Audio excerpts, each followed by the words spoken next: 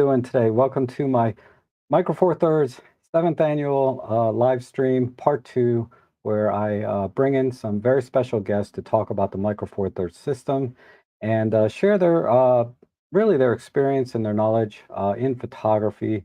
That'll sort of be the main focus today, is to hopefully give you some information and tips, skills, techniques for you to become a better photographer. And with the Micro Four Thirds system. So I'm going to introduce our guests one by one, and I'm sure all of you are very familiar with all of them, but let's go ahead and we'll start. I have at the top here Robin Wong. Hey, Robin, how are you? Hey, Rob, thanks for having me. Happy to be here. It's always an honor to have you back with us again. Robin's been with me, I think, since one of the very first ones, if not the first annual live stream. So it's great that we're still working together as a community, as creators, and sharing with our experience and tips and tricks for the Micro Four Thirds system. I know we're both big fans of the format. Yes. And we don't have any affiliation with any specific company. Nope. But we definitely, so we choose this, it's by choice that we use the Micro Four Thirds system. It's not, because we have any other reason to do it. It's most, purely because we love the brand. And it's, Robin, you've been such a good friend and always been giving so much support, not just to myself, but to the entire community. And I know a lot of people really depend on you or look to you for inspiration and knowledge and, everything that you do for the Micro Four Thirds community. So thank you so much for that. And thank you for being here today. Thank you so much, Rob. I appreciate that. All right. And then let's see. Next up, I have Emily. And Emily from Micro Four Nerds. Hello. Hi. And Emily, I'm so happy you could be with us, and you're still a big part of the Micro Four Thirds community. And I think it's really very brave. I thought from the very beginning to choose your channel name to be Micro Four Nerds, because that's a commitment, right? Yep, that is. Yep, I've doubled down on that. Yep. Yeah, but you've built a terrific community on your channel, and you have a very, very different vibe there. It's sort of like a happy place for Micro Four Thirds users, I think. And it's so much fun to watch your videos, and it's very inspirational, and I've always loved watching your videos, and they're just so much fun. Oh, thank you. I really appreciate that. I try. Yeah, and I'm very grateful you could be with us again this year. It's always an honor and a pleasure. So thank you so much. And let me bring on next here. I have up Peter Forsgård. Peter, how are you? I'm fine. I'm fine. So I don't know, many of you know you guys too. I'm very glad to be here. And many of you probably know that my start of the year hasn't been very good. I still have a cast in my leg, so a couple of more weeks. Right. So yeah, it's been really tough because I've been shooting twice, making photographs this year. So I'm a bit like, I need to get out. Yeah, but so glad to be here. Yeah, and it's again, Peter's been with me, with us, I should say, the Micro Four Thirds community from, the very beginning, in the last 7-8 years, and the kind of experience that you can draw on and share with your viewers and our viewers is indispensable, I think. And I'm really glad, and I think a lot of your viewers and new people to your channel really appreciate that you've shifted your focus to, becoming a better photographer, I think is your tagline, right? I mean, that's always been, the foundation of your channel. But now it seems to be the primary focus, and the gear is not quite, doesn't really matter, is what we always try to tell people, right? So yeah, I did shift my focus on my channel for several reasons, which I'm not gonna go into that much. But yeah, it's been great. I mean, I have enjoyed photography so much now that I don't take any test images, so to call. Yeah, exactly. And I know exactly what you mean when you talk about reviewing lenses and cameras. And it's like, you don't think about the photography, you think about how can I demonstrate a particular feature or quality of this lens or camera, and it's not about the photography. So Yeah. I think that shift that you did, but you still have a tremendous database of information and tutorials and things for the Micro Four Thirds system that people can Oh draw yeah. on. Oh yeah. And and as always, you have other communities like Emily in the Facebook and stuff that I think is huge and a huge benefit. So if anyone ever has, looking for inspiration, and I think you take a more pragmatic approach to photography in the sense that you have projects and weekly projects and constantly giving people ideas, and you know different things work for different people to keep their photography going and motivation. And you're really giving a very structured approach to it that works for a lot of people, right? um, so that's great. So it's great to have you here again this year, and I hope to have you again every year, as all of you, because you're such a powerful force in the photography community in general, and the fact that we're all big fans of the Micro Four Thirds system uh, is why we do this every year together. So let me bring on Lee here. I don't think this might be Lee's first time in the annual meetup.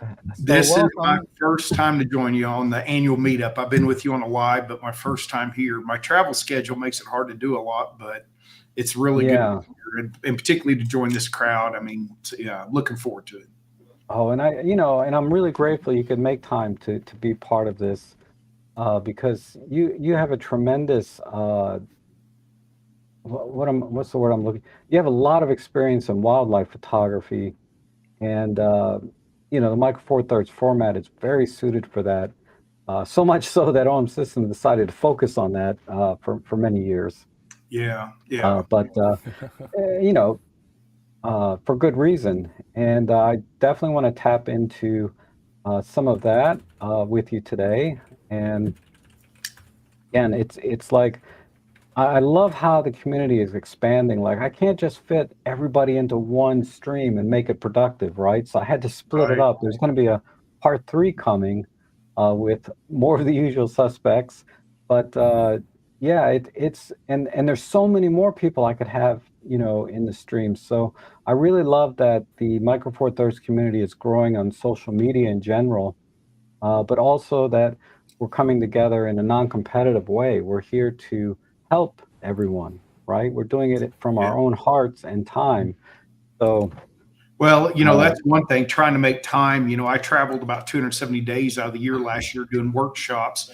So wow. I'm probably the least polished, most cantankerous of all the YouTubers. I could write the book, How Not to Grow Your YouTube Channel, because I told someone in the comments to kiss my butt. I'm cleaning it up for you today. But I mean, I'm from West Texas. What do you expect, Right. So, when I decided to do it, it's because I'm passionate. I love to teach. I love helping people capture greater images. So, I don't have a slick studio. My house is a cabin up. You need 4-wheel drive to get up here. I'm out in the middle of nowhere on the mountaintop. But the fact is I love to teach, and I realize, not everybody can always afford to go on a workshop. So how could I make a lot of that information available to folks through this? And then of course, through Emily Taupin, I met you, and it's nice to have time when I can to branch out and network. It's hard to network a lot when you're out in the field all the time. And that's what I'm passionate about, is teaching in the field. So it's great to be here, and get to share with everyone. So thank you. Well, thanks again. I know how busy you are, because I was trying to find a date, and I offered like 3 or 4 different dates, and it was like one. I've been to Africa, Yellowstone for 2 workshops. I've been home, I think, 8 days this year, and I leave for India tomorrow. So, I mean, I love what I do, but it keeps me moving.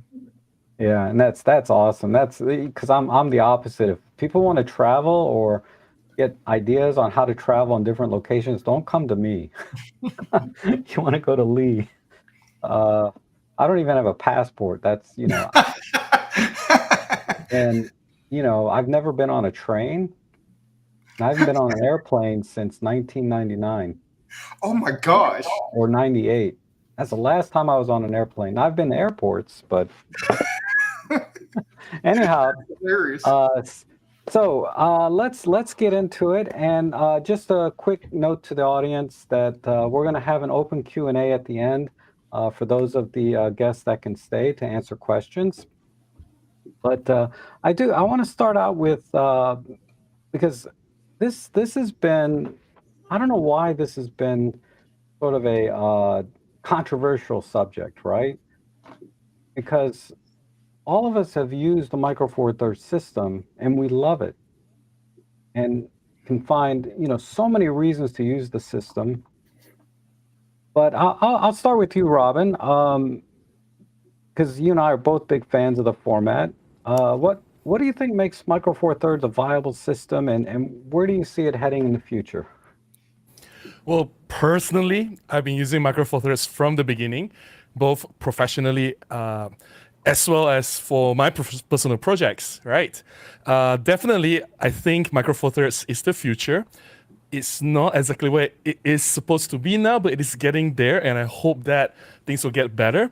Because as we can see from the market trends, everyone is moving for smaller and smaller cameras. If you look at the most popular cameras in the last several years, it has been the Fuji X100 series, which is they got 1 million pre-orders right from the start, even before the camera was selling. Wow. And then we have the Ricoh GR series, a GR3 series that sold out everywhere and got a cult following. These cameras are small, they are made to be compact, but have high quality imaging performance. And you know what? Micro Four Thirds has all those things as well. And my favorite cameras, talking about doing photography for personal projects, I love small cameras. Like this is EPM2. Look how tiny it is, right? And of course, my favorite GM1. I think Emily loves the GM5. So yeah, this is the GM1. I just love using these tiny cameras for travel, for everyday carry. But let's face it, going to the future, if you want to talk about imaging industry, if you want to target the mass market, if you want the camera companies to be profitable, we are not exactly targeting professional photographers. I am earning my living from photography. I have paid shoots. I consider myself as a professional photographer, but I have to be honest. If you go to a camera company, they're not selling cameras just to professional photographers. Majority of the people buying the cameras are not professional photographers. These people, maybe most of them are just taking photos for fun, taking photos to record memories, and most of them, they just want to do things, just as a hobby, right? And these small cameras are definitely the future. And I think Micro Four Thirds has the right recipe, they have the right ingredients to make really capable, small, truly compact, high quality glass with all the computational tech. I think that's where the future is heading. Micro Four Thirds is the future. Yeah, and that's definitely the ecosystem is there. Small compact primes, lenses, small zooms. I mean, everything is there. And I started my professional career actually with a full frame D750, and I bought a Micro Four Thirds to simply have something small to take with me when I'm hiking and stuff. And I was so impressed with the system, how small, compact it was, but the image quality that I was able to get out of it. And now I use Micro Four Thirds for everything, my photo jobs, my video jobs, etc. And so it can be used, again, the initial reason for purchase was like what you said, we're just looking for smaller compact systems with decent quality. But it can, like you and I both use them across the board, both personally and professionally. So, and that trend that you talked about of going to smaller systems or smaller cameras being very popular, Micro Four Thirds it's been doing that for a long time already. Hey, so let me go to Emily. And I wanted to kind of give you sort of the same question. What do you think Micro Four Thirds makes it a viable system? But really, I want to sort of tap more into where do you think it's going into the future for Micro Four Thirds? I think it's a system that can grow with you, and that's why I really like it. I think, if you want to get a bargain and take something out with you every single day, you can. If you want to shoot corporate stuff or a wedding film, you could have a G9 II or a GH7.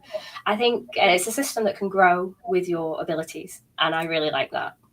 I would like to see a return to the roots of Micro Four Thirds personally, and I think we're seeing that with the OM3 that was released recently. I think a lot of the flagships have been quite large in recent years, and I want to see some high-end, smaller cameras personally with more up-to-date features. Yeah, and I agree, and and that's the thing is it's nice to see a new Micro Four Thirds camera come out that's not like targeted towards professionals, right? This is targeted towards the enthusiast, street photographer. Because we've had the GH7, the OM3, I'm sorry, the OM1 Mark II, to name a couple. But these are really big cameras for professional work, right? And certainly enthusiasts can enjoy them in harsh environments and things like that. But yeah, it's nice to see another camera come out that's not focused on that, and hopefully that will inspire other companies, well, not others, but like other more people to buy into the system and come out with more affordable cameras or entry-level cameras like they used to do all the time. GM1, GM5, GX85, EM10, etc. But they can do everything, right? I did all my professional work on an EM10 Mark II until I upgraded to the EM1 Mark I for a couple of years. So anyway, yeah, I agree. That's great. And Peter, I wanted to kind of ask you more in the other direction. Why do you think Micro Four Thirds is a viable system, in your opinion? Well, I don't think it's anything to do with the sensor size. I think that's irrelevant. I think the fact that it's small, of course, the sensor size has something to do with it. I think that's the biggest thing, because I personally like the small gear, and that's why I actually switched back in 2016 or 14 because of the size. It was much easier, and I'm not getting younger, so if the equipment is lighter, it's better in my opinion, and I don't need a big camera. Of course, back in the day when I was starting out, big camera, you could charge more from the clients because they thought that it was a better camera. It was big, and unfortunately, some still think that, but that's not the truth. And I think the biggest and the best part is the features, because many things has been the first ones in especially in Olympus cameras back in the day. And also Panasonic had some really innovative video features. Yeah. So they both been kind of like the first ones, which probably has hurt them a bit, because I remember when the M1 X came and it had this AI AF, everybody was laughing about it. It can recognize trains, but it was the first one. And now if you look at the cameras, if you don't have it, then they laugh. So they kind of invented that, and there's some other stuff too. And I hope that they can keep up with that stuff. Yeah, absolutely. Because that I think that's the crucial thing, the features. Yeah, and and they even if other companies are coming out with similar features now, like high-res shot mode, right? Olympus and OM Systems and Panasonic, they've been doing this so long at this point that the execution of these features is seamless and easy. And just, you cannot, and the workflow of using these computational or special features, I think is very smooth and seamless, and no other camera system can match in terms of the execution of these features. And I think it makes it a lot easier for people to start using these features, because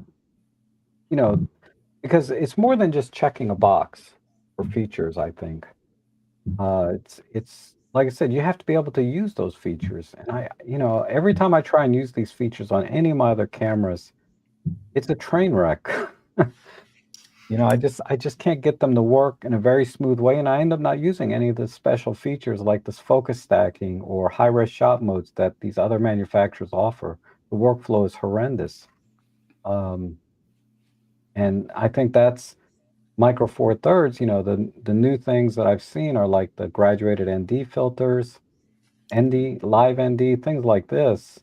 They continue to innovate and add things to the computational features, and I honestly I can't wait to see what's next. Going into the future. So, thank you, Peter, for that. And Lee, I want to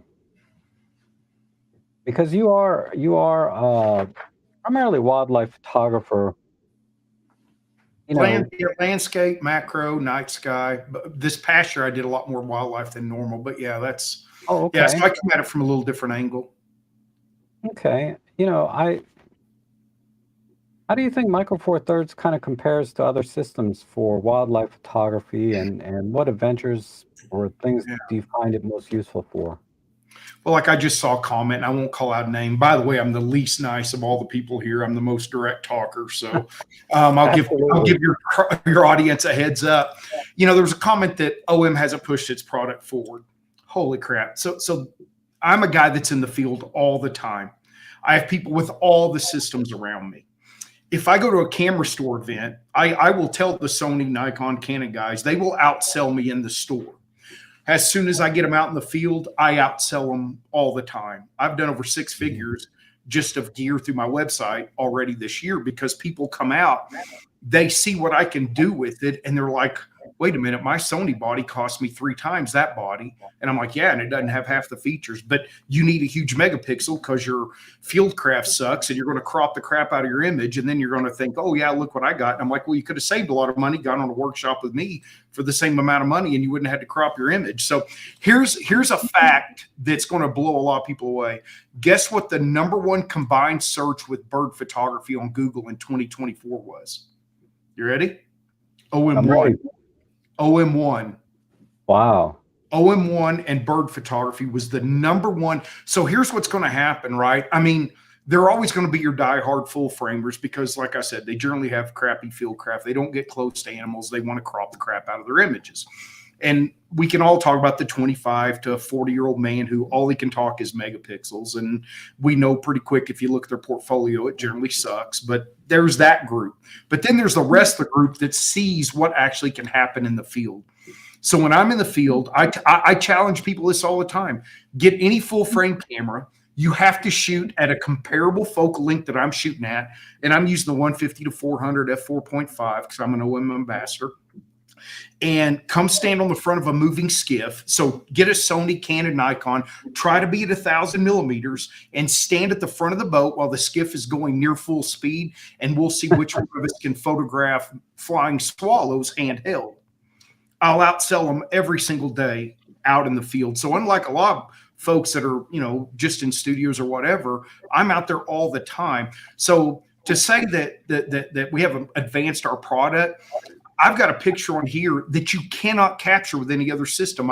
I'm the only North American photographer I know of that does a camera brand specific workshop. I do OM system only because frankly, it's boring to tell Sony and Canon, Nikon guys, sorry, you can't get this picture. Hold tight for a second. So I got a picture of Old Faithful erupting at night with star trails, one raw file. Now tell me how you would do that with any other camera system. You couldn't because you'd have gaps in the steam from Old Faithful if you tried to do, image stacking or something like that. So right. I can tell you that in a nature photography setting, it's blowing it away. It will eventually be, during our last meeting, the stats I saw just on OM, I went out and reserved 2 more domains because I know it's at the forefront. I'm doing more and more OM system only. That's a pretty ballsy move to say, I'm only going to do workshops for one camera system. But the fact is there's so much more to learn on computational features, on autofocus. So, Rob and Peter, Emily, they all alluded to some of the things that are going to keep us around. But I'm telling you, just from a nature photography standpoint, every time you go out in the field, I see more 150 to 400s around, right? Every time I go out, I see more and more. And the reason it's going to be successful is because of you can spend $2,000. And I know y'all are talking about some cheaper cameras, but when you compare it across the board, every OM system camera is cheap when you compare it to other systems.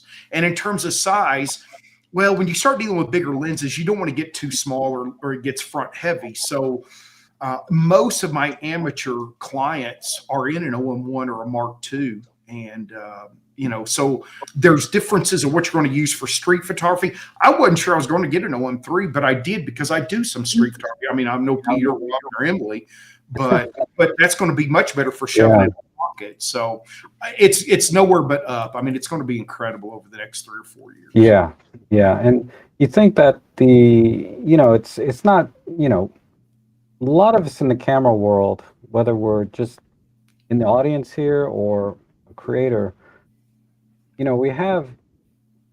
already kind of know the benefits of a smaller, lighter system the Micro Four Thirds offers, and we choose to do that or not. Some people, they just want a big system. It's okay, but yeah, but that is one of the key advantages. It cannot be stressed enough that with the image stabilization, like you talked about, being on the front of a skiff, at top speed. That's not a small thing, right? That can make the difference. And why the Micro Four Thirds system would be the camera system of choice in a lot of situations for a lot of enthusiasts. And a lot of people starting out, you can start with a small system, an EM10 or OM5, and learn the system and see how capable it is, even at these entry-level type cameras. So let me drop back to Robin, because you mentioned some street photography, and Yes, Robin is really killing it with the street photography. The images you create are so colorful and so personal and have so thank much you. feeling in them. And I was wondering if you had a few images maybe you could share with us. Tell us a little bit about that image when it comes to street photography, if you're ready. Yes, I am. Let me just see if I can share screen. Just make sure this works. Yeah, maybe one specific image that you're particularly proud of. Yes. Just give me a moment. Share window. Share. Okay, hopefully everyone can see this. Is this working? Yep. Okay, this is not exactly a street photography image. But this particular image has a very important story that I want to share with everyone. And I haven't talked about this before, actually. I haven't talked about the history or the story behind this image, whether it's in my live streams or on my YouTube channel. So, Rob, I'm saving this for you, for this live stream. Okay, so this is really special. Now, this particular image was taken in the year 2010. It was not exactly Micro Four Thirds, but it was a 4/3 camera. It was shot on this Olympus E5 and the 50 f2. So what happened was, at that time, I had no connection to Olympus. I was an engineer working in Kuala Lumpur. On the weekends, I go out, take photos with my Olympus DSLR. I had the Olympus E520, and I run a blog where I write about Olympus, my adventures. I share my photographs, and every week I'll have new photographs and new blog articles. So Olympus found me and came to me and said, "Hey, Robin, would you like to try our new E5, which is not launched yet?" So can you imagine? At that time, I was a nobody. All right, this nobody from Malaysia. Nobody knows me. I basically don't know what I was doing, and in terms of my photography skills, I was not there. But they saw something in me, and they wanted to work with me. So I thought, okay, I said yes, but I had no idea what I was doing. So this is what I told myself. I don't know what I'm doing, but I'm going to do it anyway. I'm going to give my 100%, and I'm going to do whatever I can to get this review out. So I took the E5. I had a few days with it. I went to the butterfly park. I went to the aquarium in KLCC, where we take photos of like low light sharks, stingrays, and turtles in the aquarium tank, right? Then I went to do some street photography. I went out of town, go to the next state, Malacca, to do some street photography there. I just gave my best. I have no idea what to expect. I don't know what will happen. So I published my first, I had multiple parts. So the first part was the butterfly park outing. And this photograph that I'm sharing here was the opening photograph of that blog article. So think of that time YouTube wasn't that big yet. Think of this as the thumbnail of YouTube, but it's the equivalent for the blog article. This is the first photograph that a lot of people saw when they came to my blog for that review of the E5. And when I woke up the next day, I published this at night. So I woke up next day, it was a working day. I had like 20, 30,000 views from that overnight alone. So can you imagine? I was overwhelmed. There's nobody from Malaysia. I didn't know what I was doing, and people are coming and looking at my reviews. So this was my first hit, and I thought to myself, wow, there is something here that's worth exploring. This could lead to something bigger down the line, and this could open more doors. So from this one image, it was actually very life-changing. So months after that, Olympus Malaysia was very proud of this, and then Olympus Japan took notice, and Olympus Japan bought this photograph from me. Wow. And here I was. I was very new at that time. Yes, I did some freelance photography jobs for cheap in the weekend. I was a weekend warrior. My engineering salary was crap. Yes, junior engineers in Malaysia, the salary is horrible. It's next to nothing. So I need to take some jobs to supplement my income. But then suddenly, nobody has offered to buy my photograph before. And they came to me and said, hey, Robin, you want to buy this photograph? And you know what they used the photograph for? This photograph was printed large and put on the storefronts at the dealers or the camera retailers in Japan. I don't have the photograph to show, but I have something else to show later, right? So don't worry, not all is lost. That's awesome. And, yes. Well, what I was going to say was, I think really the thing that stuck out to me in that story was you focused on doing the very best photography. To do your best I agree. to take an image. You know, of course, the camera they gave you was nice, but that's not what I think is. I think the key point from this story is you wanted to do your very best photo.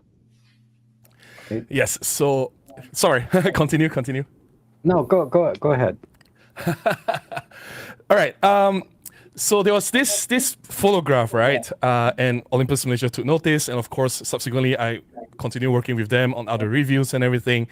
They moved office. So Olympus Malaysia was doing really well at that time. They were expanding. They moved to a much bigger office. They did not even rent the space. They bought the office floor, right? So they have like an office open day or like a warming party. They invited a lot of the consumers and the photographers to come in. And to my surprise, they printed my photograph large, and it's taller than me. And I am 6 feet tall. So when they showed me, so this was 2011. So I took the photograph in 2010. So this 1 year later. When I saw this photograph, I was, oh my goodness. I was just mind blown. Obviously, I think you guys know what happened next. I think in the year 2013, a few reviews later, a few more successful collaborations with Olympus, I was hired as an employee for Olympus Malaysia from 2013 to 2017. So I work as a product specialist under Olympus Malaysia. And this photograph, my photograph, I'll have to see it every single day because on the left is the pantry and the restroom, and on the right is the meeting room. So we bring like a guest into the office as well, like the dealers or the photographers or anyone, people from the media, from the newspaper, from the magazines. They come in before they go to the meeting room. They have to see this photograph, and some will ask, hey, why is this photo so big? Because there are other photographs on display. They're all smaller, and this is the only huge one that I get to tell my story. So yes, so this photograph is really, really cool to me. As you can see, I actually left the watermark on, Simply Robin, here Mhm. because it was, well, back then I thought the watermarks was cool. Obviously, I didn't know any better. I didn't know how to design anything, but I left it there because it was as is, right? Back in the Right. day. Right. And I obviously, this photograph has changed my life. It showed me what's possible. It has totally paved a different, completely different future for me. It opened doors to Olympus, and I get to see this every day, reminding myself of this humble beginning, that I came from a totally different world, that I knew nothing about camera reviews. I knew nothing about all this. I did not even plan to be a professional photographer or get involved with Olympus, but because I was given a chance, and with this opportunity, I just gave 100%. So I think the lesson here is just do your best, because you don't know where life takes you. Yeah. So yeah, I think Wow. that's all I'm going to share. I talk too much. I apologize for that. So I'll stop sharing now. So sorry about that. Okay. I mean, that's that's an amazing story, and It's like, again, very inspiring. Thank you so much for sharing that. I Thank had no you. idea that that image had that kind of weight to it, you know. So wow, that was something. So Emily, Hey. Let's see if I can get mine to share. I know. I want to ask you the same thing. To share with us an image that you're particularly proud of, Let's and see. give us a little Did that work? story behind it. It worked, yay. So this is a little story from when I was on safari in Kenya in 2023. And it's a photo that's important to me because I think sometimes you can go out with the best of intentions with photography and it doesn't always go to plan. This was the best sunrise by far in the 2-week period that we were there. And of course, there were no animals anywhere. So a morning that could have been very, very frustrating. Our lovely guide, Moses, jumped out of the car and he was like, take pictures of me, do this. So he posed for us in this beautiful sunrise, and I shot it on the OM1, and I thought, do you know what? There weren't any animals. It didn't go to plan. But sometimes photography is about capturing like the little moments as well as the big exciting moments on safari. So it's always an image that I think about very fondly, and it's actually my wallpaper on my other screen. Oh, wow. Yeah, you're right. It's you just never know when you're going to get your favorite image sometimes. It's like just sometimes it's very random. And it's so cool this guy just said, "Hey, take my picture." Yeah, it was so funny, and it really made the whole experience so wonderful. It can be sometimes a lot of waiting for certain animals to appear and certain behaviors to happen, and yeah, Moses made it an absolute treat. So I thought I would share that photo with you. Yeah, that's a beautiful image too, and it just reminds me, like I went out birding yesterday. Not one bird. I mean, Yeah, I went to the zoo yesterday and had the same thing. I think I came back with about Yeah. 8 photos. I mean, there's the usual geese and crows, but I wanted some herons and eagles. But anyhow, got some great pictures of ice. Okay, so thank you. That was lovely. How about you, Peter? Yep. Tell us an image that you're particularly proud of, and maybe a little story behind it. Let's see if this works. Window. Oh, wait a minute. Let's see. Just a minute. Okay, here we go. Can you see it now? Yep. It should be coming on. Nice. Yeah, this is an image, a part of my project where I photograph graffitis, murals, and sometimes even tags. And I'm not trying to get an image of the mural itself, but I always want someone or something that kind of connects with the graffiti or the mural. So there is similar colors, similar faces, something similar. And this is a part of a project called IBIS, where I've concentrated on murals and that graffitis that have something to do with eyes. There is, usually someone is a face or an eye or something. And this is kind of like fishing. You see something and then you just wait for there something to happen, and 99% of the time it doesn't happen what you want to happen. And this is very similar to, let's say, like wildlife photography, that you just wait and wait and something to happen. And Right. and yeah, I have several of these type. I will show maybe something more later. But yeah, that's something I just love, these murals, and some of them are illegal, some of them are commissioned, but I don't really care. But of Right. course, tags, which if somebody just paints some stupid words, I don't think that's anything. But these are really well made, and they are really talented artists who make these. And this is a total genre of type of art there is in the cities, and I just love them. They just make our cities a lot better than a concrete wall, and that's why I Absolutely. kind of took And the project. yeah, exactly. And that's what I love about this image is you took a very pragmatic approach, but then also in, using your experience in photography to have the patience and the ideas to have a composition come together like this. Because it's not just a mural, right? It's this person in the frame that you waited for patiently for something to happen. And I'm sure you waited a while for this to happen. Oh yeah, I did. But I think it was about half an hour, and the problem, of course, is that this is from Athens, and I do quite a bit of traveling to different cities, especially in Europe, and do this type of shots.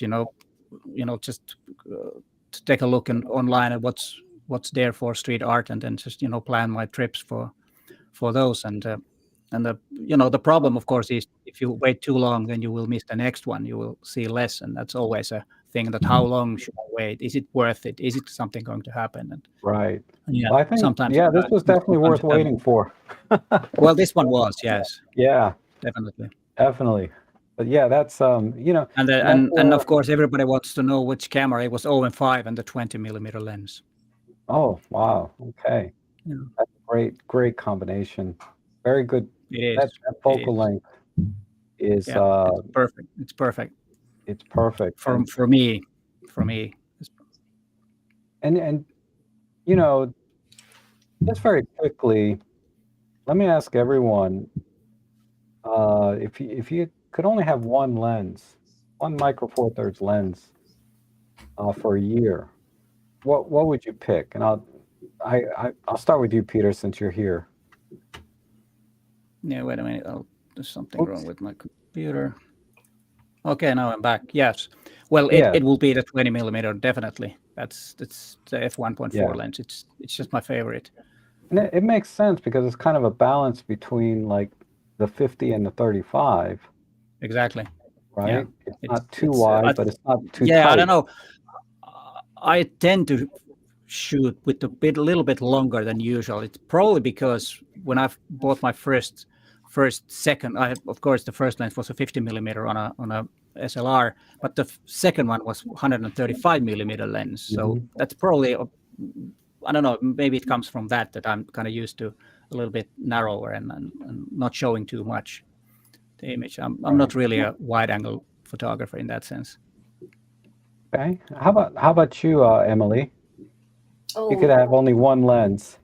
So I'm also a 20mm gal. I think that is one of my favorite focal lengths. But at the moment, I don't know if I'm getting a little bit more timid, but I'm getting more hits with my 25mm. So I'm going to go for 25mm. Okay. You think the 25 1.4, the Panalika, or the 25mm 1.8? I think. Oh, really? Yeah, the new one. Really fond of that. Wow, interesting. I'm in love with the 25 1.4 from Panasonic. That's but okay. How about Robin? Another kind of 25 f1.8. Same with Emily, but I don't have the latest one. I'll get my hands on one sometime next month, but I'll stay with the first version. It's still fine, still great. Yeah. Wow. Okay. And Lee, I wanted to kind of back into, your favorite image, because that's probably going to tie exactly into your favorite lens. If you could only have one for 1 year, That is true. Yes. What would be the lens, and then maybe share an image. 150 to 400, 4.5. I mean, best lens I've ever owned. And I've had some of the big Canon beasts back in the day. And, I've handheld that thing just practicing at 1/4 of a second tack sharp. Of course, the bird wasn't moving. I'd love to play around. I imagine I could get it to 2 or 3 seconds tack sharp handheld, but the size, the internal zoom from a wildlife perspective, to try to get something close, you're going to spend 15 grand or more with other systems. So, and again, I've taken pictures of flies with that lens, right? So it's pretty daggum good. And here, I'll bring up my favorite image so far this year. I go to Zimbabwe and Zambia in the green season. And because we're the only vehicle a lot of times that kills, everybody's like, oh, well, it can rain a little bit. Yeah, but I had the camps to myself with my clients, so it was outstanding. And one of the things I think with this picture, what I'll tell the folks out there that are into wildlife photography, you need to move away from the mindset of field guide photography. If you want to take your wildlife images to the next level, quit thinking you always need front lighting. Quit thinking you have to show the entire animal. You're not taking pictures for a field guide, right? I mean, I kind of, this is going to sound funny, I'm kind of bored of some parts of Costa Rica because a bird on a stick 3 or 4 months apart looks the same from a lot of, and they're beautiful images, but I'm doing a Costa Rica OM only macro because it's very difficult to reproduce the exact same looking macro image because the insects are so variable. So one thing I tell you, I actually got as low as I could in the safari vehicle to get down at eye level. And, this image is all about the eye. I darkened the what was left of the wildebeest, because I didn't want the focus to be the meat that he's consuming. I wanted the intensity of the king of the jungle, so to speak, or it really should be the king of the plains.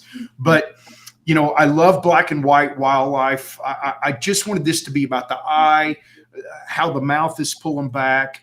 I mean, he was working this, here's a related shot. And by the way, that's not cropped, this is another one that from that same sequence, not cropped. I mean, how most people don't think about taking pictures like this, but look at that's the tongue pulling cartilage off of the wildebeest, right? Now, this isn't a wall hanger. You're probably not likely to hang this on your wall, but it's definitely a unique perspective, I think, that goes, it tells the story of this whole encounter with this lion and what it was doing. And for me, it's about the intensity. I like one thing I get tired of. So if you use this in the field with me, you'll probably get, I'll probably make fun of you a little bit. If I hear the phrase, I think I got that, right? Or why are we stopping for another fill in the blank? Stop treating your wildlife subjects as a species and treat them as an individual. Can you picture, like, if someone came up to Peter, Robert, or Emily, hey, would you mind taking my picture? And they said, oh, I'm sorry, I photographed a human today or before. Oh, I mean, we are all so radically different. If a good portrait photographer took our portraits, none of us would look anything alike, right?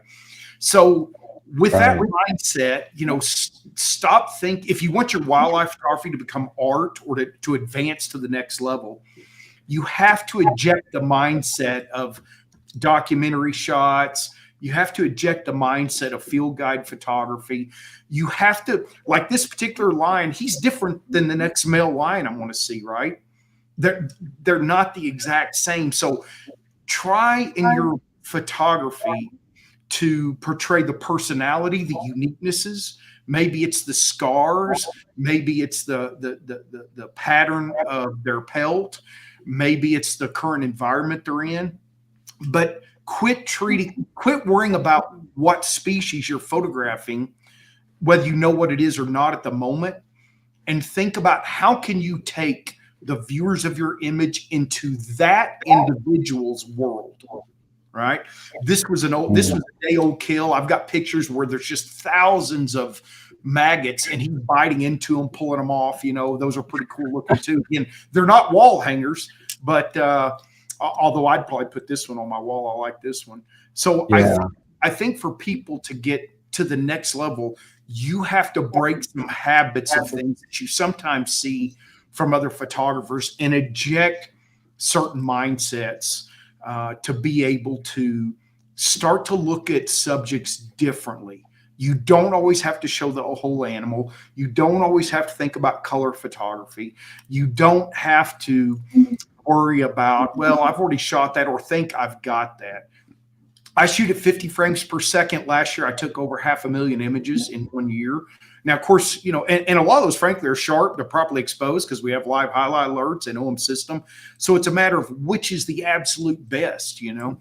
So I think if you can just spin your mindset a little bit when it comes to wildlife photography, I think you'll start to see some more powerful images come out of your mind. Wow, that's Let me stop. That's really wonderful advice, because you know, when you're looking, you know, I was just thinking, I saw like about 500 geese yesterday, but I looked at them all the same.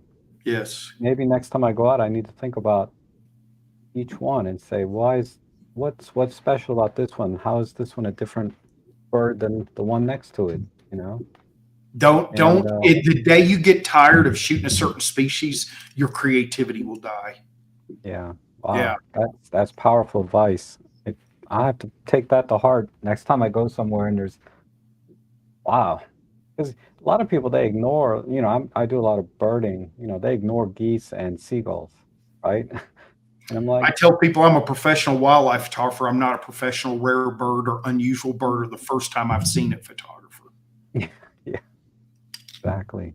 And I, you know, I'd like to segue over back to Emily, because I think, Emily, your photography, you really seem to be all about color. I know I've seen some black and white from you, but your color images and the way you capture, I was just kind of, you know, maybe you could share an image as well, but how do you look for compositions? Do you have like a pragmatic approach to compositions, or uh, you know, how do you capture things like in everyday life? Because that's what I see is like when you take pictures, it's about that moment and the feeling in that moment, the emotion, the happiness, the joy, seems to be a theme with you. It's always being happy. Follow the laughter. That was a great tip from last year. But I want to kind of dive into, do you even think about the composition or how when you take a photograph? Oh, audio.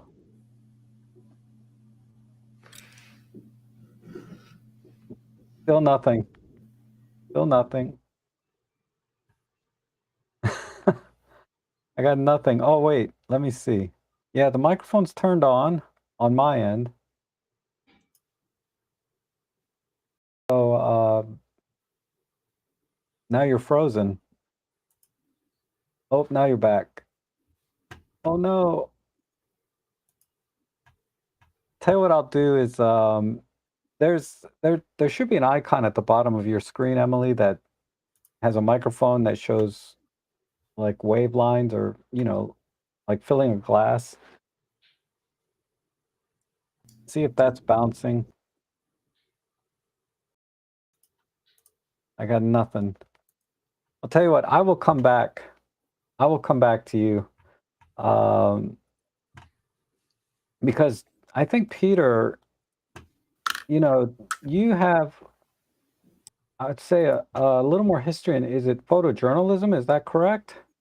Like well, not exactly. It's more editorial type of editorial. Yeah, that's the word I was magazine work. looking for. Well, I haven't really done any news kind of stuff, but yeah, Right. editorials for magazines way back. Right. Yeah, I've never been a professional photographer like that. So I get those terms mixed up, because editorial is worries. very different than photojournalism. It is, yes. But yeah, I think like we were looking at your last image with the eyes. That was a very systematic approach to getting the composition and getting the story that you want. And I want to dive into that a little bit. How do you think about telling a compelling story? Because you have the idea, like you could tell me, go take pictures of eyes or take pictures of hands. And so I can do that, but what about the storytelling part of that? Well, What do you? that's a real tough question, because it's probably the hardest part, in my opinion. And I think storytelling should be part of any images. It doesn't matter if it's wildlife, birds, or whatever. If it's just a photograph of a bird, I don't think there is much to it, unless it's a really what do you say, a really what do you call it, a rare species. Then it's of course a little different thing. But if you can add something to it, like the photograph from Lee the lion, you have something else in there. And it was one of those images that I could put on my wall. It was a stunning photograph, and there was a story in it. And then what I usually, when I think about stories, it's not about the story that I'm telling. It's also a story that the viewer builds in their head. So you need some imagination. And if a photograph can kind of lift your imagination, the viewers, I mean, then I think it's a very powerful image. I might, have a story of an image, or what I thought when I was taking it. But we all have different lives, different experiences, and we all build different stories. And if I show one image, which, if it's okay to show something Yeah, here, please. and it's this one, and look, can you see it on the screen already? Yeah, this one is called November. Oops, no, it shows. Let me. Now it's better. Yeah, it shows my. Let me see how it goes. Okay, now it's better. I don't know why it's showing that screen. The other. Yep, Whatever. This is called November in Helsinki, or November vibes in Helsinki. And usually the weather is like this. It's raining and everybody's miserable, wearing dark clothes. But then in this particular image, there is this, the balloons and champagne and some electronics in the bag. Of course, this is also a time when a lot of companies have their Christmas parties or something like that. And this was taken late November in actually the main street in Helsinki, Alexander Street, right in downtown, the shopping area and the tourist area. And I actually followed this guy for several blocks, because he was actually walking really fast. So I had to, because I couldn't run, I just had to. But luckily he met someone that he stayed and talked to, so I could get in ahead of him and get this shot. And the reason the shot is taken at this moment where the legs are like that, because it makes it more miserable. If he was walking like he was, like I usually like to have my photograph so that the legs are kind of like that there is a movement, but this one was and then the head down. So it's all about timing too. And then of course you need some luck that there wasn't no anything, cars or trams or anything going there, so it was a clean background. So I think this tells a story a lot. If you ever been into a northern city around November, it is like this, and especially Finland, when everybody's wearing black clothes. Yeah, and So it's yeah, right away it's like there's so much information in this picture that gets you thinking and asking questions and creating a story, right? Because that you was look the at a picture, intention. you can't always ask the photographer what's going on here, like you explained to us. So when you first presented it, before you started talking about it, immediately I'm like, why is this guy got balloons? What is he eating? What is he carrying over there? And where's he going? Right? Or is he leaving somewhere? Right? It's like I have all these questions, and I can start building that in my own mind, my own story, like you were saying. You can make an image where the viewer makes the story for themselves, right? Yeah, that's part. I think that's part of the story, because I don't want to make an image and tell you what you should think. I think we all should have our own thoughts. I'm not going to tell you that you have to think the same way as I do. Someone might not like this image at all. It's but for me it tells a story. And also this was not a very successful photo walk, so this was the only image. So that's always a one thing that is only keeper from that particular photo walk. So that's also something but that's always a thing that we have as photographers. We have to distance ourselves from the moment we took the photograph, because of course it's important for us, the photograph, and it means a lot, of course, but it might not mean anything to the viewers, because they weren't there when the photograph was made. But there could have been all kinds of mishappenings and all kinds of stuff. happening that made the Right. image in your mind because you were able to catch it, and that's one important thing. So that's probably the hardest part of when you're looking at your own Yeah. images. Exactly. And I think as you're going out and taking pictures as the photographer, if you see something, take a picture of it. That's that you find curious, right? And then you can, build the story from there. But anyhow, but I think, yeah, that's definitely one of those things where you provide the image and with enough information that the viewer can start being curious and asking questions and building a story in their own mind. That's, it doesn't necessarily have to be a specific thing, right? Like you said, like if you take a picture of a very rare and it can be bird, any genre. It doesn't matter. It Right. doesn't have to be a street photograph. It can be anything. right? And let me see if we can get Emily out of the penalty box. Am I back? Yeah. Yay! Okay. Hey, we got audio and sound. Sorry about that. Technical difficulties. Okay, but like I was saying before, was your pictures are so much fun, and you just feel happy and smile. I've never seen a dreary image from you, like something, like who is it, the Van Gogh that or whoever that has that painting where they're doing this, you don't do that. That's not you. No, I'm quite a sunny disposition. I think Yeah. when it comes to street photography in particular, you don't have as much control over the colours. So you've really got to pick your compositions quite carefully so that things don't get too convoluted. I think if you have too many different colours going on, it can all get very overwhelming. And that's where black and white's quite handy. So yeah, I try and think warm and cool is my vibes. If I can find like warm boards or a cool bit of graffiti, something that I can offset the color tones with, I think that's a great place to start. Okay. So you're looking at colors first, really, when you walk into, when you have a scene in front of you, you start thinking about the colors and putting those together as part of the composition. I assume, for me, I'm kind of opposite. I look at geometry first. Yeah, I think it's all sort of happening at the same time, isn't it? I think when you train your photographer's eye, it's quite hard to break down what you are actually doing. It becomes quite instinctive. So yeah, I think symmetry, and I'm really into center framing at the moment and just making things nice and balanced. But yeah. Colors, when situations are out of your control, you've really got to frame things so that things don't become distracting. Okay. So I would say, Oh no, she's what- frozen. My I know. webcam hates me. Can you still hear me? I can still hear you. So But it's not I've got an flattering. Osmo Pocket. So I think it's it's a sign I should have used a Micro Four Thirds webcam all along. I'm Yep. afraid to turn it back in case it goes Oh. away. I'm so sorry. Okay. Circle back to me. Yeah, not the most flattering freeze frame there. Yeah. I will come back. I'm sorry. But yeah, thinking of compositions, I guess, Robin, what do you think are the key elements in the compositions and photography that you do?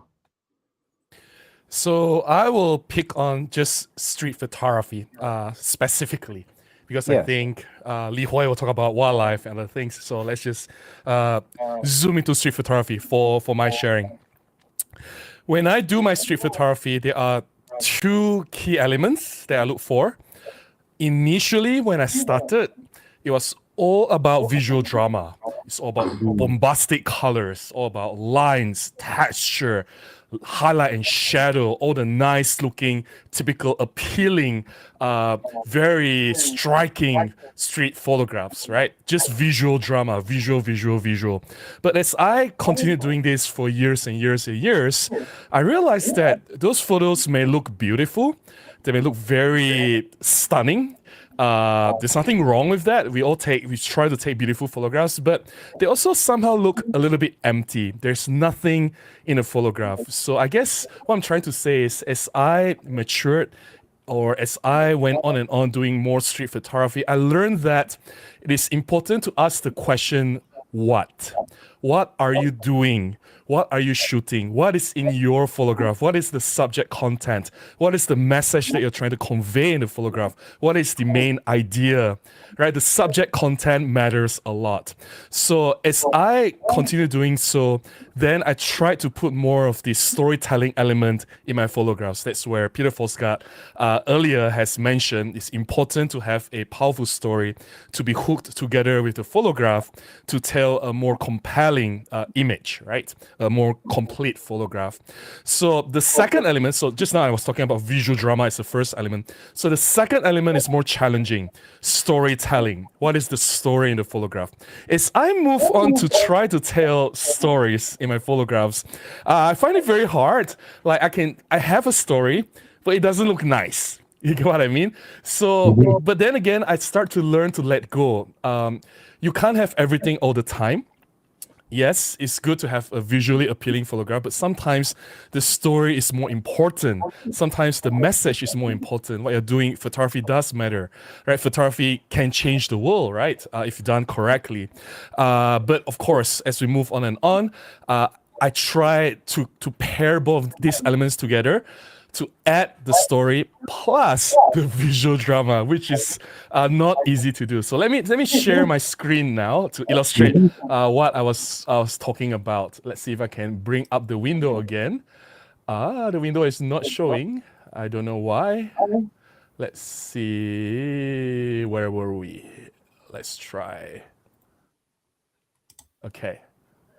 There it is. Okay, share. I thought I lost my photograph. Can you see this, Rob? Yep. Okay, so this photograph was taken in Bangkok, Thailand. And this is an example of a photograph with both the visual appeal as well as the story. So basically, the story can be something simple. I'm not asking for or I'm not trying to do a life-changing story or like a war or something very dramatic or something very big, right? It can be just a simple story about something that happens in a location that has to have some identity, or it has to be unique. Like people from Thailand or Bangkok would know that this is the train station at Hua Lamphong, which is quite a historical place as well. People there would know. Oh, funny story. There is a photographer by the name of Remy Narula who came to this platform and stayed here every single day for 1 year. He took photographs here every single day, street photography, and he published a book called Platform 10. It's in all black and white. That's Remy Narula. So I just found this platform by accident. I did not look for it, right? So I was there doing this photograph as well. So this is an example of trying to combine the visual appeal together with some story. Like this man, like a lot of people there, they look very stressed. It's very hot at the station. It's quite uncomfortable. It's very crowded. You get the sense of that. There's a lot of people in the background. It's very messy. And of course, you can see the leading lines, the color of the train, and the thing that bakes the cake here is that the sling of the strap was over the head, which was, I managed to catch this right on time. This was EPL 9 with 25 f1.8. Right, next. This is another photograph that tells a story. Now, the story behind this is that people in Thailand, again, this is from Bangkok, Thailand, people in Thailand believe that this is an old practice. I don't think a lot of people do this anymore. If they take care of the dolls will give them blessings. So they will feed the dolls, they'll clean them, they'll treat them like actual babies. They'll bring it up, they'll play, they'll put them to sleep, they'll sing songs to them, sing lullabies to them.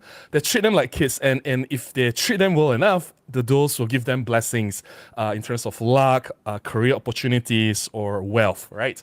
So I managed to capture this, and that's the story that's behind the photograph, which I thought was very unique. Not just unique to the location, but it's a very interesting culture as well, right? So yeah, and not many people do this anymore. I managed to capture this in my trip at Bangkok, right? So story, and of course, in terms of composition, visual drama, it's just a simple portrait photograph.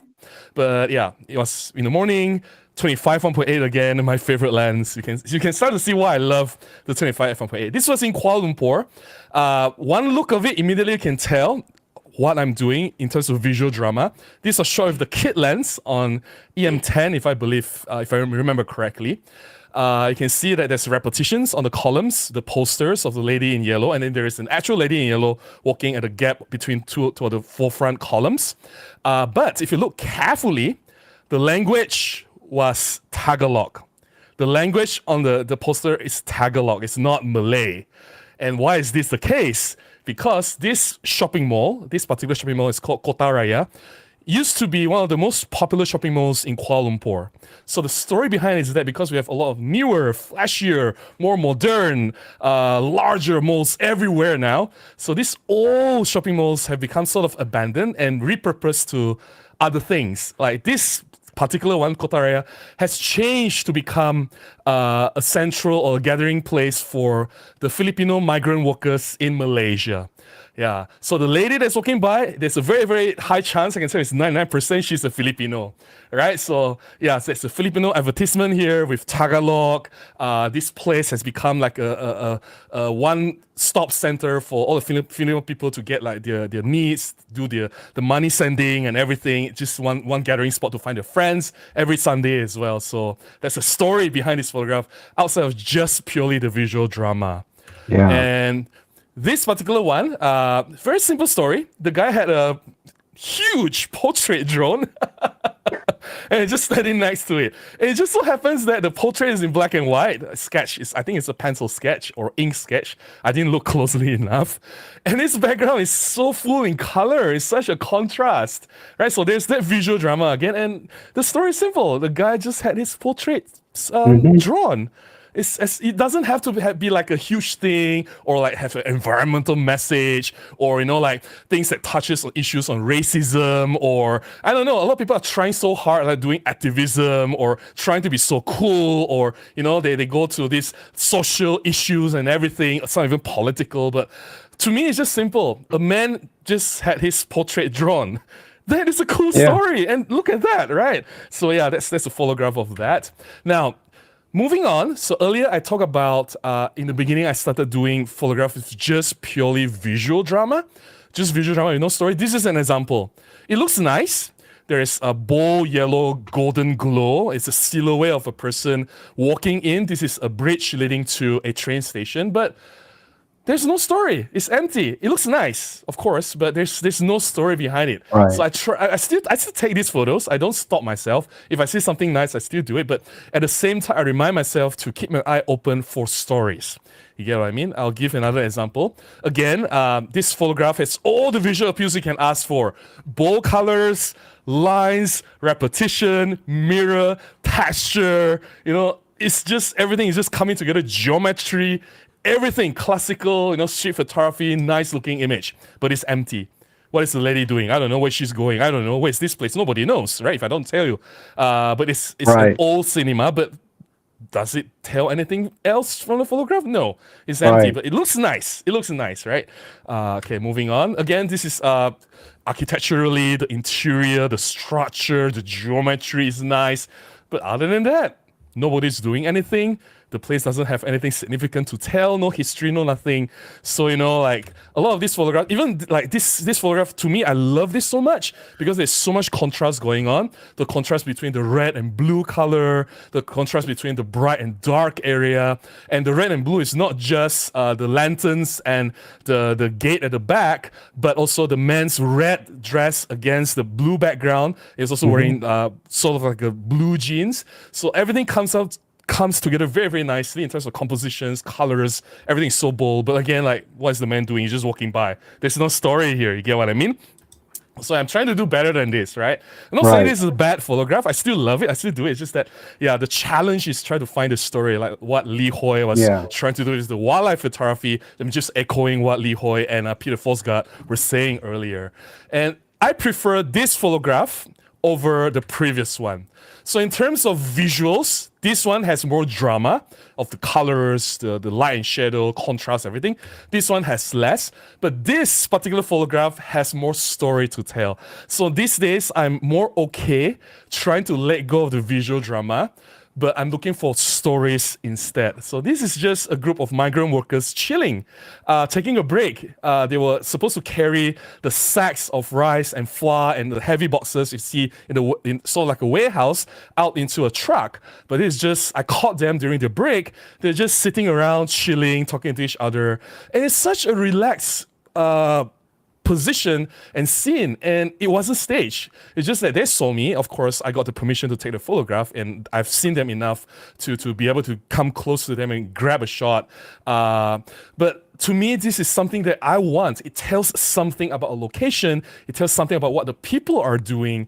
And these people are important to the local community here in Malaysia as well. I want to tell these stories. So yeah, and this is like a flea market. You can see that an old car is the people that are trying to sell like some of the vintage items, the paintings, and some collectibles. It is like a Sunday market. And again, visually, there's nothing really interesting here. It's a little bit messy in terms of composition, but the story here is more important than the visual drama. So there's another photograph that I like that does not really have a lot of visual appeal, but the story itself is more important. So I'm looking for this style of photographs more these days. Again, this for Malaysians is so normal for us, but this is our breakfast. The guy's tossing it up. This is roti canai or prata if you're in Singapore, right? So yeah, simple photograph like this, but it has a meaning. It's our breakfast, and someone is making our breakfast for us, right in front of us. So yeah, and someone having breakfast, a true Malaysian, sitting at the 5 foot way at a coffee shop on the table, having his chai, his tea, hot tea, and waiting for his breakfast. And I just took a photograph of him. And of course, he has a nice looking tattoo, which adds to the visual appeal. But that's it. Right. So these are the simple photographs that I really love. And I think to me, it matters more now. I think I will stop sharing the screen here. Okay, let's get back.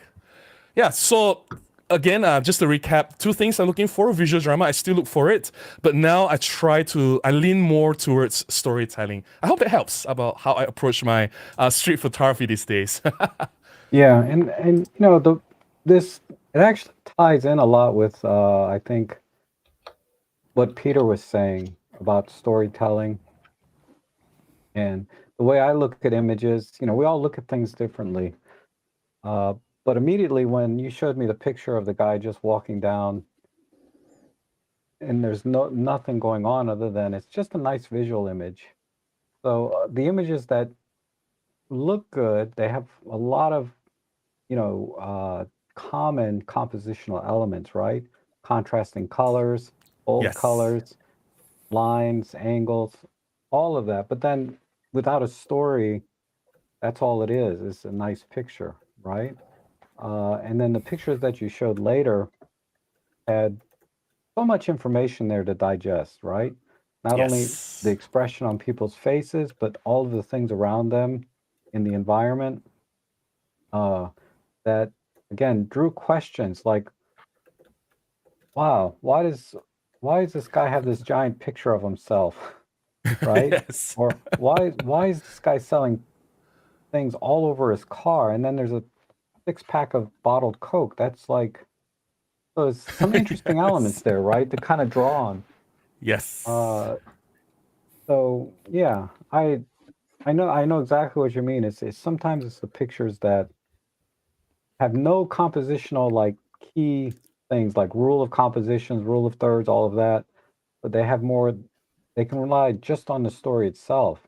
And that I think, should be the basis of everyone, you know, of more compelling photography. If you start with the story and then build from there and try and put the compositional elements together to present it in a pleasing way, that would make that's more the challenge. Then, yeah, that's the challenge. Right. So, and you know, I just wanted to ask Peter very quickly. You know, I think. No offense, but you've been doing this longer than all of us. You're the oldest one here, I think. Really?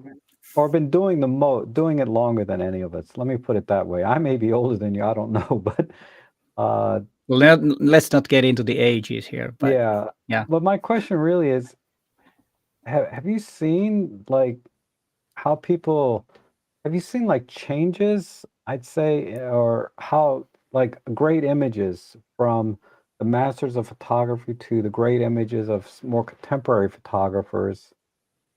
Have you seen like a change there in has it evolved, or what makes a great photograph? Has it changed, do you think, since the original masters? Well, in my opinion, it hasn't. The same rules apply. What is a good photograph? And it's always been about storytelling. And of course, it has evolved. Like, let's say, like street photography became possible when Leica invented a small camera, which kind of relates to the Micro Four Thirds in a way. A small camera is good for street photographs, for example, because you can be more invisible and all that stuff. But what has changed is, unfortunately, the mobile phones. People look at photographs differently. And there are some good things. And one was that when I was doing a lot of corporate work back in the day, when smartphones started to come, the taste of photograph, of what people liked, changed towards more informal photographs. It used to be that when you go to inside a corporate building and photograph the executives and stuff, that it was very formal. But when mobile phones started to be more common, or the cameras in them, it kind of changes towards more casual, which made it, of course, the photographing a lot more harder for the professionals, because you are not part of the corporation in a sense that you know everybody, and you I don't know if I can explain this the correct way, but it was more informal, and trying to make a corporate image that is at the same time formal and informal, that kind of like changed it for the professional photographers. But of course, for the amateurs, it made more let's say freedom to photograph the wrong way. So in that sense, I think the mobile phone, which has changed, I think, the most, has been a good thing, because it's I don't know if it's really hard for me to explain No, this I in mean, English. I think but I hope you get it, and the viewers get the idea that, yeah, in that sense it has changed. But the basic idea of a good photograph has not changed, in my opinion, except, of course, there are certain, like Robin was talking about, the nice visuals. I bet that the guy with the blue background and the lanterns would get more likes in Instagram than the other photographs that has not, which are not that pretty, but are stronger images. As I agree totally with what Robin was saying about his images, but still the one that the guy with the blue background, that would get more likes, and that has probably changed that, and that has also lead that we take, like some has said, that we take more soulless photographs, that they're not that strong. They're more like visual surface that looks nice, and in that sense it has changed. But I don't think the basic hasn't changed. It's still there, and I hope it will go back to the core things that make a photograph great, say 50 years ago, still apply today. Yes. We're just seeing a lot more of what's not a great photograph. I would agree on that. That's exactly how it is, because, in my opinion. As you say, there's a lot more informal images out there, which is great, and the ability to share that is, I don't want to discourage anyone from taking pictures that capture their moments in their life. That, I think is one of the main reasons to do photography, is to document your own life and the things that go on. Yeah, I think those are the most important. Sorry, I think those are the most important photographs, because one thing that changes over time when you look at a photograph, today you take a photograph, let's say that your house, a party, you have all the people there, they're very important. But then you start seeing the things that are on the side, the phones, maybe the curtains, maybe the silverware, maybe the coffee mugs and stuff. Those become interesting after 20, 30 years. Right. You totally, like images from the 90s from an office. You look at the computers, for example, and you start laughing. And look at the monitor; it's like huge. And look at the phones; they're like bricks, and all that becomes interesting. So, my advice always is to people that document their own life. Don't clean up the clutter, and just take the image. It doesn't matter if you have your laundry hanging in the background. That's going to be interesting in 20 years. Yeah. Yeah, I always go back to my old images and think about, wow, that's the room I used to sleep in. This is the house I lived in. Yeah. I was watching So- some 8mm film when I was like 2 years old. Anyhow, but yeah, it's just and, that's and really just as and important probably- as creating a Yes, great and- photograph. Yeah, and one thing, and when you were watching that 8mm, you weren't probably at all, sad that the image quality wasn't that great. It didn't matter at all. No, doesn't matter at all. So let me ask Lee one quick question, and then I want to do sort of an open Q&A with the audience. So if you're watching now and you have any questions for anyone here, just go ahead and type them in now, and I'll try and get them addressed. And if it's to a specific person, put their name in. But Lee, when it comes to wildlife photography, you gave a lot of great advice already about treating each creature as an individual, right? And seeing them separately. And I noticed that, like maybe you have some other examples of the tiger. I'm sorry, not the lion that you took is very tight shot, right? Filling the frame. That seems to be, that's what I always tell people. Just fill the frame and you don't have to worry about composition. But when you're doing wildlife photography, do you think about composition, or is that the last thing that comes into your mind? You just get the shot. No. In fact, it should be the first thing. So let me give you a couple of underlying things I start with. So my formula for nature photography success is preparation plus skill times patience equals luck. Okay, so preparation plus skill times patience equals luck.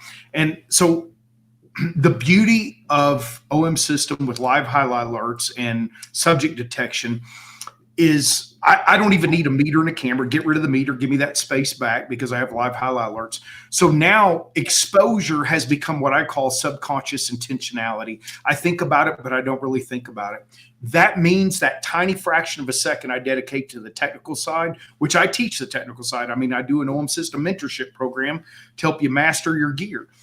But the point of mastering your gear is so that you can dedicate 0.12 seconds to exposure and autofocus, and then the rest goes to composition. So whether I'm doing landscape, night sky, wildlife, macro, I want to guide the viewer's eye from beginning to end. Okay.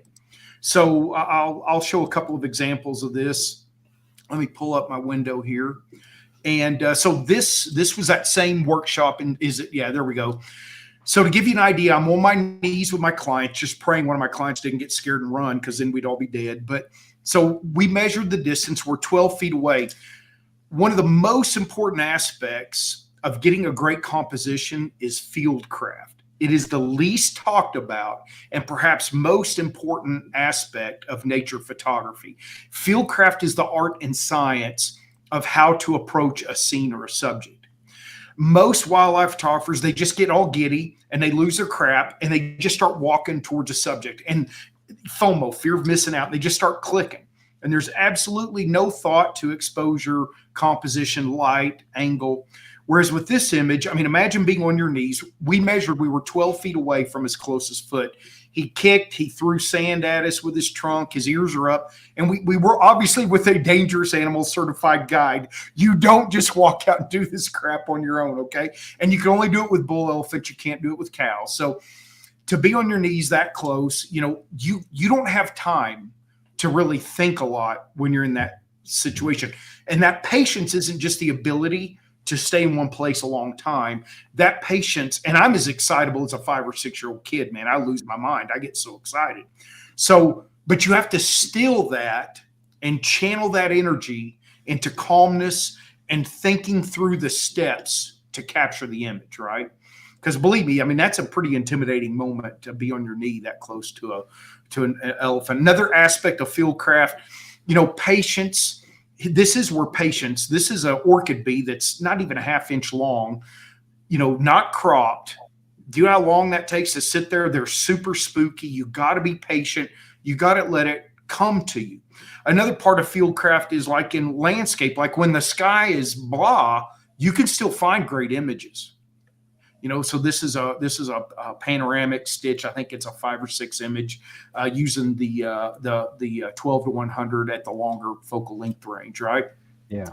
And so whether you're approaching a landscape scene, here I am in the Faroe Islands, and the wind was brutal. I'm on the edge of a 150-foot cliff, and I had a group of other photographers behind me who mainly did landscape. There was one wildlife, and they stopped at a spot where you would only have the ocean behind you, just blue water. Well, I saw the way the wind was blowing, these puffins were coming out of control, and I wanted this wave crash against the rock. And so I set myself up for the exact shot I wanted. That is fieldcraft. And knowing how to anticipate what the subject's going to do, what the light's going to do, and how to put yourself in the best position for a great shot.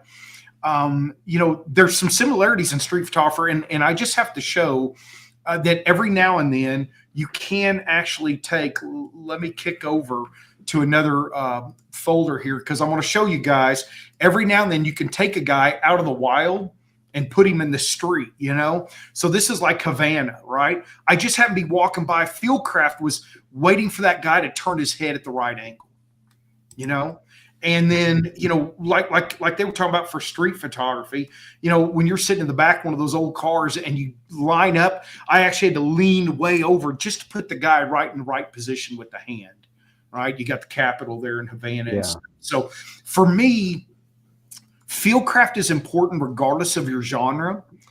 And what I would say is don't think about just capturing the photo quickest. Think about capturing what I call a visually compelling image. And as Robin pointed out earlier, a visually compelling image can be all those typical elements of color and composition, and it can also be the story. So a visually compelling image isn't limited to a very strict set. When it comes to social media, this is the importance of understanding visually compelling images. The image I sold for the most money, crazy amount, got 17 likes on Facebook. Okay. Got 17 likes. So don't gauge your progress based on your social media or comparing to other people's images. Compare your images to your images from a year ago. That's where you measure your progress. Because if you go out and start measuring, Peter's been photographing forever, Robin. I mean, Emily's looks younger than us, or like gravity's been not as hard on her. I mean, it's kicked my butt. But, so I really want people to think about slowing your mind down, focus on what you know. And, like you were talking about, you didn't even photograph the geese. But here's the thing. You can't come out with me and photograph a kingfisher in flight at the front of a skiff that's moving at top speed if you haven't mastered photographing a Canada goose flying 1,000 times. Right? True. I mean, the greatest baseball players in the world field grounders millions of times, so they can make the incredible play. But too many people think, well, they're going to buy the exact same camera or lens that we have and stand next to me and get the exact same shot I'm going to get. Well, that's you're setting yourself up for failure, not for success, right? So set yourself up for success by photographing. If you can nail using live highlight alerts, if you can nail photographing a gull at a beach because it's gray, white, and black, when you no longer have to worry about exposing to the right every single time you've got it, now go work on a swallow. Now go work on a kingfisher in flight. But if you haven't mastered the gull, you're not going to get a warbler in flight or grab a finch in flight, right? So steps to improvement, I think, will go a long ways in wildlife, landscape, macro, street, whatever photography you're working on. Yeah, that's wow. Great advice. I learned something, some vocabulary here. I got some pretty harsh criticism. I don't know. You know how sometimes somebody will say something and it just sticks with you forever. don't know why I can't let go. But anyhow, I'm from West Texas. Just learn to not give a crap. It's so easy. they used, in this dialogue, there was something about Fieldcraft, Mm-hmm. and because I was taking pictures off a pier, right? I can't get any closer, but they were criticizing my Fieldcraft, and I was like, "What the heck is that?" You know? Yeah, Fieldcraft I thought he was is. talking about I need a canoe or something to go out and get closer, but now I know Fieldcraft is really about learning to approach your subject, and every subject is different. Yeah, Um, and if you go pick up books on wildlife photography, it's almost never talked about. And I'm going to be honest. I mean, it's frustrating because I do a lot of videos on it. I don't get nearly as many likes as if I talk about the newest lens. I mean, it just drives me freaking nuts. And I don't do yeah, my videos for likes. I mean, you don't tell your people in your comments go kiss your butt to work if you're worried about growing your channel real big. But the reality is, most photographers don't need another lens because they haven't mastered the one they have. For God's right. sake, why are you worried about, like, well, and I'm not saying don't buy new gear. As an official OM system ambassador, I would highly recommend you guys continue to buy new lenses. but Yeah, if you don't learn how to approach your subject or your scene, and those videos just go, well, yeah, but no, you suck at it. Like, you just walk straight at a bird. You don't know that if a bird is preening, you can then walk towards it. But if a bird is attentive, right, you can't walk straight at. Put a tree between you and it and approach it. Or people will see me laying on a beach, and it's obvious that I've drugged my fat butt across a beach. Believe me, I leave a trail like a sea turtle trying to lay eggs. And then they walk up next to me thinking they're going to get shot, and the bird flies. And I'm like, did you not notice my big butt's pattern in the sand for 50 yards? Knowing that if you crawl, I can get within 6 feet of a black skimmer. If I walk, I'm lucky to get within 50, right? And knowing if you pick up a beetle, it may play dead. A lot of species of beetles play dead. So you don't touch it, and try it, because then it's going to do this, and you got 15 minutes for getting a shot, right? So Fieldcraft comes from a wildlife observation. It's not found in field guides. Quit worrying about how to identify what you're photographing and start worrying about how they behave. yeah, absolutely. I mean, that's interesting. I never thought of it that way. I've always told people, if you just wait a while, you can see certain patterns. Like, the bird always likes to fly back to this stick. This bird likes to, fish in this one particular part, et cetera, et cetera. But there is really, there's a lot more to it, and not, There's like a you said, lot. not a lot of people talk about Fieldcraft. No. And I think that would be a great series for you to do on maybe your channel. Oh, to I say, do. okay, I do. I talk about it, and believe me, it doesn't okay, get as many likes as when I got the 100 to 200 or the 100 to 400 version 2 to test. yeah, I know. Yeah, like you could give me a 150 to 400, and it wouldn't make any difference in my photography. When it comes to certain subjects, yeah, I would still struggle. So, and Emily, I think let me come back to Emily for a second. Because Lee mentioned you're the youngest one here by far. Uh, what, and the photography that you have, you're way better than I am at everything. Let me just put that out there. So it's not about age, it's about talent and enthusiasm, which you certainly have a lot of. But I wanted to kind of ask you, do you have like a genre that you find challenging that you want to get into, or something that's taking you out of your comfort zone? That's a good question. I am very much a photography dabbler. I try as many different genres as I possibly can. And the one that I always struggle with and find the most frustrating but the most rewarding is probably astrophotography. Hmm. I think you have to wait for, well, pardon the pun, the stars to align. We need a new moon, we need a clear sky, we need a good foreground, we need the lenses to not mist up. And the time that it can take to plan and execute astrophotography is quite stressful. But when you get it right, it's like the best feeling in the world. Yeah. Yeah. Wow. Okay. That makes a lot of sense because astrophotography, even, there's wide field and deep sky type. Both are very challenging. And they're, some require a lot more gear. I got into it a little bit last year, and I love it. I love it. Taking 100 shots for several nights, 100 each, and then stacking all of the. I could go out tonight and take a picture of Orion, for example, and stack those together with pictures I took of Orion last year. You know, and get it. Just to give you an idea of sort of the everything you can do in astrophotography. Like you said, it is very challenging. You don't think about photography. You think about photography very differently when you think about astrophotography. Because Yeah. it's not about capturing one image in one moment. It's about capturing something for several hours or days, and then, Yeah. like you said, it's all the stars have to align. It has to be good weather, the moon has to be away, all those things. And you have to have free time on your schedule, right? Yeah, at the On right top time of of the that. month. Yeah, I think that's why I love photography in general. Like, there's always something new to learn, and there's never like an end to it. You can always just keep trying something new and challenging yourself.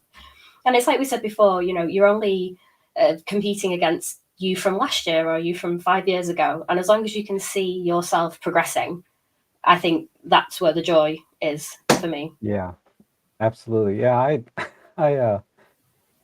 but you don't want to fall into a trap of I forget it was actually so bad with names, but someone I had Andrew Banner was saying something about don't don't overanalyze your own images. Like don't get paralyzed, you know, just keep going, just keep going.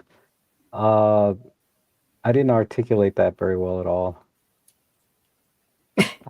But yeah, I would imagine that, you're really you have such a long way to go in your photography. Like I might think about photography for another 10, 15 years max. And that's it. That's where I take my exit in life.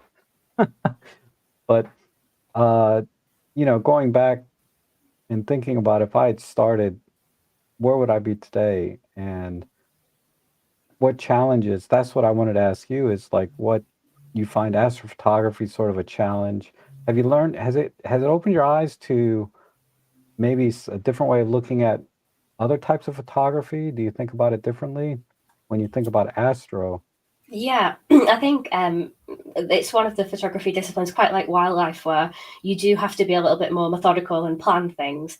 And I do have a tendency of going out and winging it, seeing what I can come up Mhm. with in the moment. And I think there's something to be said for trying both, and planning things a little bit more and really going out with intention versus going out and seeing how it goes. Pros and cons to Yeah, both.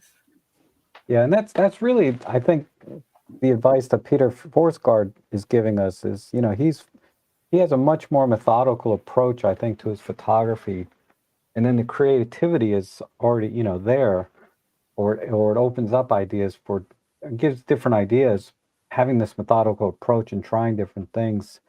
But Peter, I wanted to ask you, if you had a favorite project that you've done or a series that you've worked on, and what made it special to you?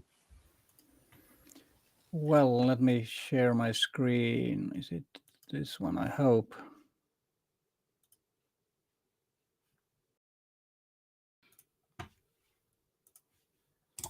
Can you see my screen?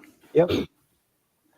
Yeah, well, it's probably this. I'll go back to. I promised a few more images. I'll go back to this mural stuff, and this is actually from Brussels, and just one of those moments that nothing really happened. There was nobody. It was late at night. Then I realized the lamppost and hit the eye quite well, just to position it correctly, and yeah, this probably is because it has taken me to different places, just because some of the places I've gone I picked because I know that there are lots and lots of these different Mm, types of murals that are quite interesting. And let's see if I have what the next one is. Yeah, and then this is not exactly a mural, it's an ad of the store, but I just found it interesting. And the guy just looked out, just what I was doing there, because I took a few photographs just to be interesting. And like Lee was saying that we all need some luck, and that actually happens if you give it a kind of a chance. And I think he said it well. I need to go back to that place and write it down, because he was so well said about having luck. Because it's not about luck, it's about preparation. It's about like he was saying, the what was the word, the field knowledge, or whatever it was. And it applies to any other genre too. In the city, you need to be aware. Of course, in the wildlife, you need to see that there's no predators behind you, and the same thing in the city, that you have to look around and know your craft in that sense too. And all that is something that you need when you're doing a project. And for me, this project has been, I don't know when it's going to end. Maybe, okay, we saw that already. And then there's this one from Lisbon, which of course I was lucky that it was raining. Usually I like when it's raining, because it makes the scenery a lot more interesting, with the reflections and all kinds of stuff. And when the people are wearing different types of clothes when it's raining. And okay, umbrellas are a little bit cliches, but I tend to like them at all. Only thing that I would have liked is umbrella to be some other color, but didn't happen. Right. Of course, it kind of I really rhymes like with how you tied the the eye drop with the umbrella. There's so much context here. And then of course, I don't know if there's a story. I think this is more of a kind of like a visual gimmick, but I still love this image a lot. Yeah. And then this one is this is from Helsinki, actually, a couple of years ago, made this image. There's an area that's built in the late 70s. It's 20, 30 story buildings, like fully concrete, and all the cars are under in tunnels under the thing. It's very ugly, and they have this art project. There's hundreds and more than 100 these different types of murals that made the place look a lot better. And okay, this was someone taking a photograph in front of the thing, and I like the colors there, and I just happened to be there. Yeah, that's great. And like I said, I think this is a really excellent way to approach when you're kind of in a rut or need some inspiration. Start a project, and then suddenly your eyes, I think you start to see things that you never really thought about before. Exactly. And what's let's see if that goes away. Let me turn that off. Okay, now this goes away. Yeah, and one thing is that how I get inspired if I don't see any murals or something like that, then I have a list of 100 different things that I can see in a city. So when I go out and shoot, and I can always start with that, because sometimes, or at least I used to be a really slow starter. I just had to be there like a couple of hours before I can get anything done. So I made this list. So if I see someone, tossing a coffee mug or leaving it on somewhere, I just take a picture of that. And when you start, just practicing and just, clicking your shutter and just get started, you start all of a sudden seeing something else. And you might even get some keepers from those, practice shots. Sometimes that even happens, but that's a good way for me. And anybody can make the list of their own if they want to make all these. But and it can be something. It can be something simple like colors, traffic signs, or whatever. Trash cans, dog poop, bird shit, and all that kind of stuff. And I was going to say on your channel or on your Facebook page, you do have the projects announced there weekly, that people can just look at and say, I never thought about trying that. Let me try that. Yeah, that's the 52 assignment thing, which is a bit similar that Emily's doing, which is great.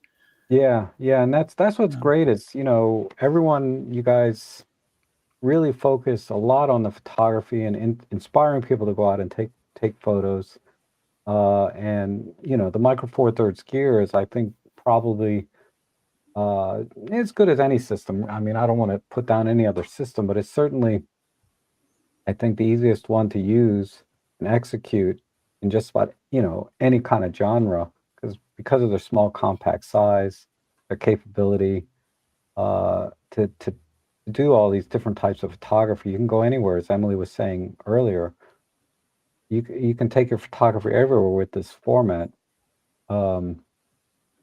But everything we've talked about today, really about the photography, I think, and capturing those images, capturing the stories and different ways to approach that, and how each of you approach your photography is really interesting.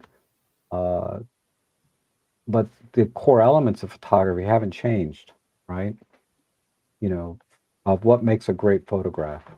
So let me just, guess I didn't see any questions come in, and you've already answered some. I think some of you answered some as they did, but let me just wrap up with Robin real quick. And All right. I know I started with you, we'll end with you here. Sure. I mean, what do you think? And I want to kind of end on a Micro Four Thirds camera sort of scenario. But what do you think is the most underrated thing about Micro Four Thirds for photography? For me, I'm trying to figure out underrated.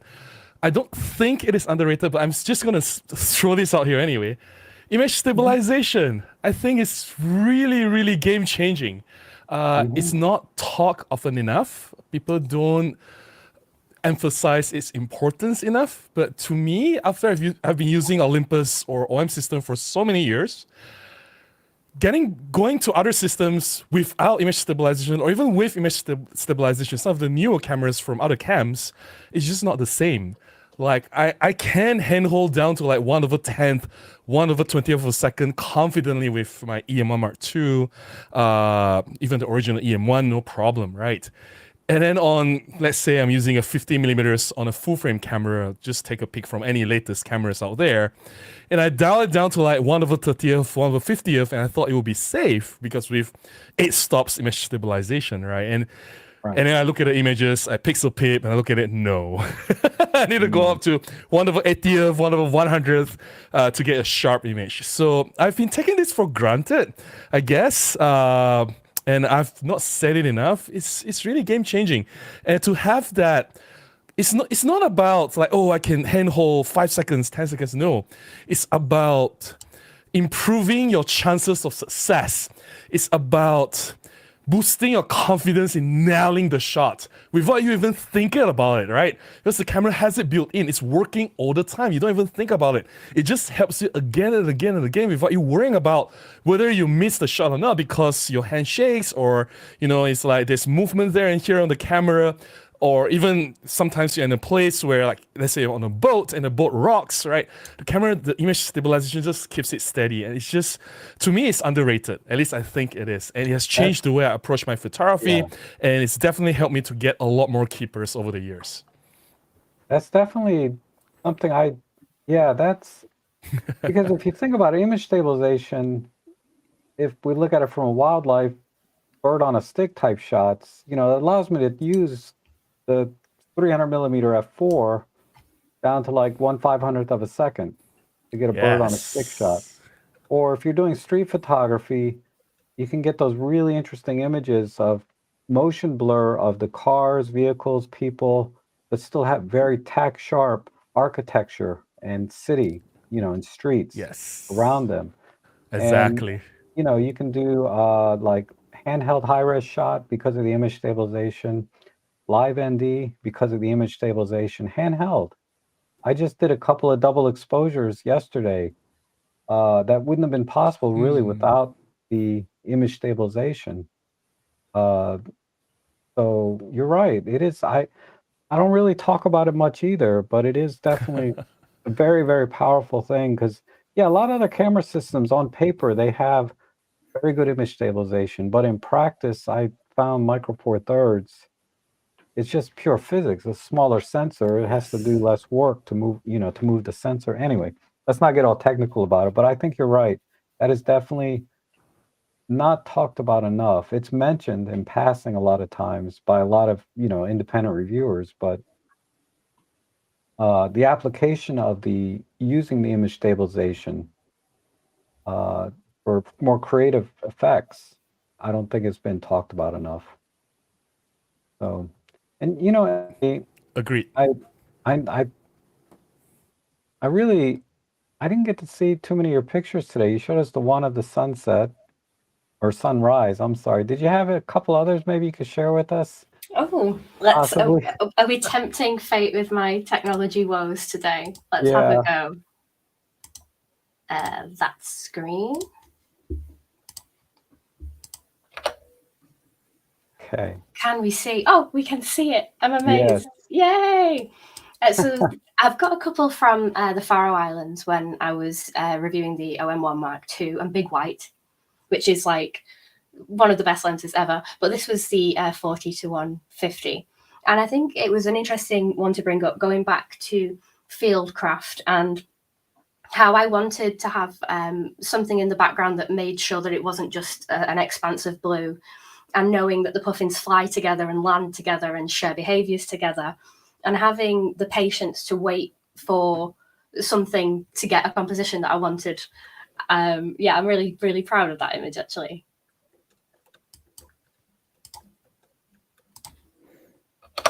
Yeah, I just think, yeah, really, really cool. So yeah, it is. It's an interesting thing. I've never had it sort of explained to me as well as it has been on this live stream, how much you do have to think about things to get sort of the composition that you want, and certain elements of photography like wildlife, you can't just go out blindly. I mean, you can, but you'd be a lot less successful for sure. And then another shot that I really liked just quickly was this one with getting the exact moment that only lasted for a couple of seconds.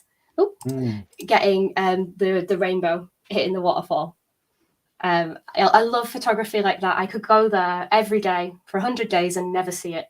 And then you're just there at the right time and you've got the equipment with you to get the right photograph. And I think it tickles my nerd buttons, photography. I love it. Yeah, it's beautiful. Beautiful. Take your time, Emily. We're not on the clock here. I don't want to take up everyone's time. Okay. But yeah, like going back to the computational settings in the OM cameras, like having live ND to do this handheld, you just really couldn't do that on any other system, could you? And it's just like so nice to just have something like this and not have to bring a tripod with you and not have to worry. And it's like the reason that I'm so excited about the OM3 actually is it has all the computational features in it. So it's like an as and when. You never know when you're going to need a graduated ND. You never know when you're going to need live ND or live composite mode. And just having all of those features in your everyday carry camera is quite exciting to me. Yeah, that's definitely. I really like how they put the computational features front and center. With they have that CP button now, because I never dived into, I hate menu diving. If I can help it, I'll assign it to a button. These features, it's just basically seamless and easy in the Micro Four Thirds world, and that's why I love this system so much. So let me go back out this way, put us all together, and I wanted to thank everyone for being with me today. I really appreciate it. It's been a great honor, a pleasure. And you guys are awesome. And for everyone watching, the links to their channel are down below. I'm sorry, Peter, you were signaling something there. Yeah, I was just saying that everybody thumbs up for the video if you're watching. Okay. This. I thought you were like thumbs down or something. No, that was, I hope I had it the right way. Okay. Anyhow. No. But thumbs up. I have links